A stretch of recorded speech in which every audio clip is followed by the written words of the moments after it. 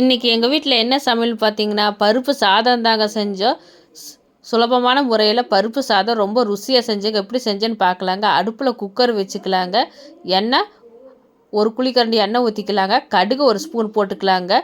2 பெரிய வெங்காயம் பொடியாக கட் பண்ணி வச்சுருக்கேன். அந்த பெரிய வெங்காயம் சேர்த்திக்கலாங்க.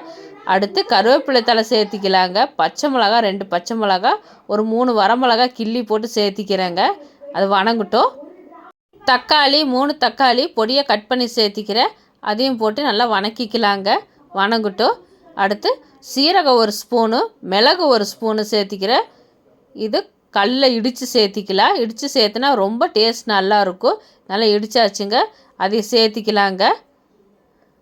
அடுத்து இஞ்சி பூண்டு தாங்க. பூண்டு ஒரு 4 பல்லு பூண்டு, இஞ்சி ஒரு சின்ன துண்டு இஞ்சி, அதையும் இடித்து தாங்க சேர்த்திறேன்.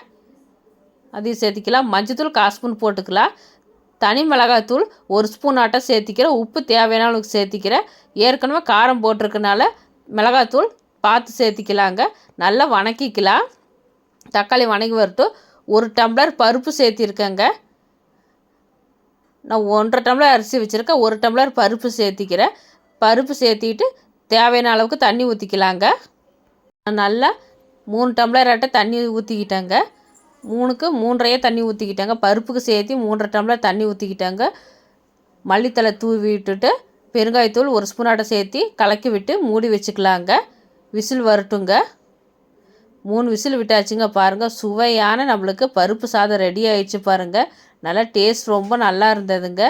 அரிசி பழைய அரிசியாக இருந்தால் தண்ணி அதிகமாக பிடிக்குங்க. புது அரிசியாக இருந்தால் நமக்கு தண்ணி கம்மியாக தாங்க பிடிக்கும். நீங்கள் எப்போது எப்படி செய்வீங்களோ அந்த மாதிரி செஞ்சுக்கோங்க.